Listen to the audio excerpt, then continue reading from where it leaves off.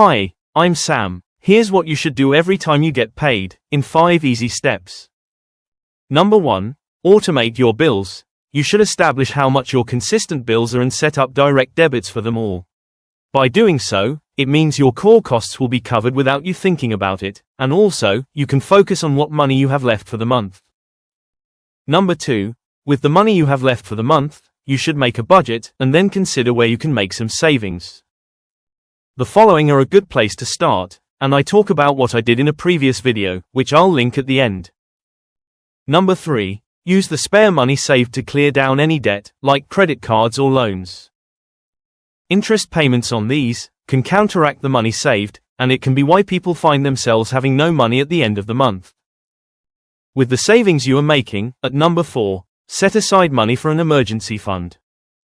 We can't predict what life events may occur, where we need money, but an emergency fund means not having to use a credit card. The best way to grow wealth is to invest it, and it's the reason I've included it in my top 5. I like to follow billionaire investor Warren Buffett's advice, and invest in a low-cost tracker fund. Mine follows the S&P 500. Now, I'm aware that I've listed 3 saving needs, and you should consider what is right for you.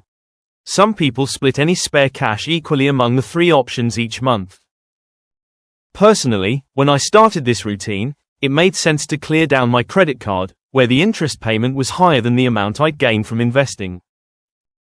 I'd then use this saving to start my emergency fund, to cover 3 to 6 months of my total expenses.